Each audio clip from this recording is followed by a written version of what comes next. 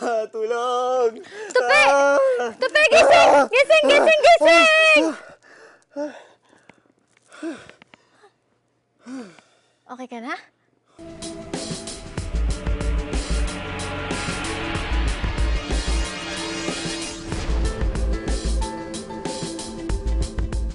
Minsan, naglalakad ako sa isang field. Lakad ako ng lakad, pero di naman ako umaalis sa nilalakaran ko. Nakasalubong ko si Eunice. May dalang payong. Tinignan niya ako mula ulo hanggang paa. Tinignan ko rin siya mula ulo hanggang paa. Tapos, naghiwalay na kami. Naglakad na naman ako. Nakasalubong ko ang sarili ko. May dala ding payong.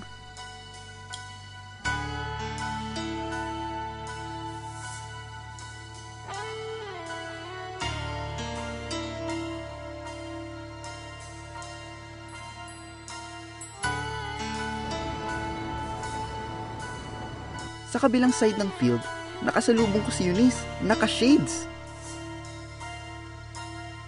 Tapos nakasalubong ko ulit siya, kasama ang sarili ko, parehong naka-shades. Di naman nila ako pinansin, tinignan lang.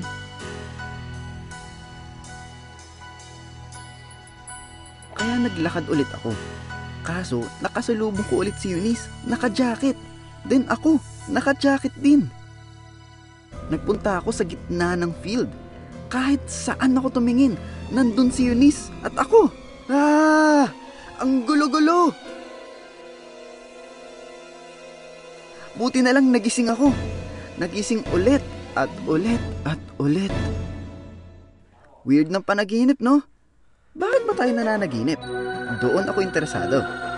Dreams are the representations of wishes or fulfillment of wishes of a person. Ito daw ay visions and images of repressed wishes. May mga nagsasabing ang panaginip daw ay base sa mga wishes or longing ng tao na hindi niya naisa sa katuparan sa totoong buhay.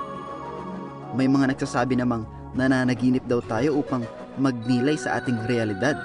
In short, tinuturuan daw tayo ng ating panaginip na mag-isip-isip ukol sa ating buhay upang malunasan ang mga tunay nating problema. Ayon naman sa mga modernong pag-aaral, ang mga panaginip daw ay bunga lamang ng random electrical brain impulses na kumukuha ng mga imahe mula sa naipong karanasan sa ating memorya at wala naman daw talagang kahulugan ng mga imaheng ito. Pero dahil sadyang nais ng ating utak na maunawaan ang ating mga karanasan, pinagtatagni-tagni nito ang mga imahe at bumubuo ng istorya. Kailan ba tayo nananaginip? Ang mga panaginip, nangyayari yan sa tinatawag natin na rapid eye movement sleep, no? If we have around 7 to 8 hours of sleep, mga 90 minutes of that is REM sleep. Alam nyo bang paralisado o halos hindi gumagalaw ang ating katawan sa panahon ng rapid eye movement sleep stage? At dahil sa REM stage tayo nananaginip, ang pansamantalang paralysis daw ng ating katawan sa panahong ito ay maaaring isang likas na paraan upang siguraduhin hindi natin ikikilos ang ating napapanaginipan. Ito ang ilan sa mga interesting facts about dreams.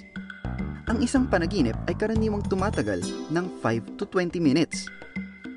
Tayo ay pwedeng managinip in black and white at pwede ring colored. Maaaring hindi natin natatandaan ang lahat ng ating napapanaginipan, pero ayon sa mga pag-aaral, maraming beses tayong nananaginip sa isang tulugan.